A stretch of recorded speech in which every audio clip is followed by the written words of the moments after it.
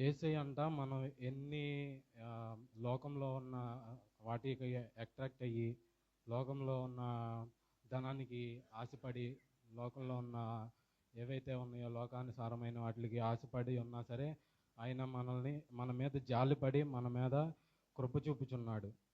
మనం ఈ సంవత్సరం గడిచిన సంవత్సరం అంతా ఎన్నో తప్పులు చేశాం. అంతకుముందు సంవత్సరం మనం 31st నైట్ మనం ఆ, తీర్మానం చేసుకుంటాం, దేవా నేను ఈ నెక్స్ట్ ఇయర్ ఏ తప్పులు చేయను, ఈసారి నుంచి నేను నీకు నమ్మకంగా ఉంటాను, నీతోనే జీవిస్తానని మనం ఎన్నో ప్రమాణాలు చేస్తూ ఉంటాం. అయినా సరే మళ్ళీ నెక్స్ట్ ఇయర్ వచ్చినాక మళ్ళీ అదే విధిగా మనం లోకం వైపు పడి, మళ్ళీ లోకంలో ఏదైతే ధనాశ ఉందో, లోకంలో ఏదైతే ఉందో దానికి ఆశపడి మనందరం అలాగే తిరుగుతూ ఉంటాం. కానీ అయినా సరే మనల్ని దేవుడు ఆయన కృపతో పర్వతములు తొలగినను మెట్టలు తత్తరిల్లా నా కృప నిన్ను విడిచిపోదని మనకి ఖచ్చితంగా వాగ్దానం చేస్తున్నాడు.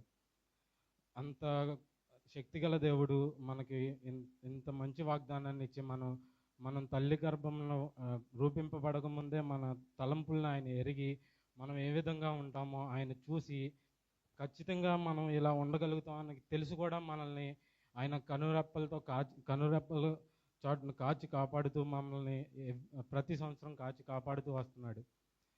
ఈ సంవత్సరం మాత్రం మనం ఆయనకి ఒకటే ప్రమాణం చేస్తున్నాం, నీ నిత్యరాజ్యానికి మాకు కావలసిన అర్హతని మాకు కావాలని చెప్పి మనందరం ప్రమాణంగా చేసుకొని ఆయనకి ప్రార్థన చేసుకొని మనం జీవిద్దాము. మనం ఎన్నో తప్పులు చేస్తూనే ఉంటాం కంపల్సరీగా, ఎందుకంటే మనం మానవులం కాబట్టి మనం తప్పులు చేస్తూనే ఉంటాం. కానీ మనం మనసును ఆత్మ విషయంలో మనం ఖచ్చితంగా ఆయన్ని అడిగి రిక్వెస్ట్ చేయాలి. మనం ఏదైనా ప్రేయర్ చేసేటప్పుడు దేవా నాకు అది కావాలి, నాకు ఇది కావాలని ప్రేయర్ చేసేటప్పుడు ఆయనకి రిక్వెస్ట్ కాడాలి, మోకాళ్ళ మీద ఉండి మనం ప్రార్థన చేయాలి. ఎప్పుడైతే మనం అలా ప్రార్థన చేస్తామో ఆయన కంపల్సరీగా మనకు ఏదైతే కావాలో అది కంపల్సరీగా ఇస్తారు.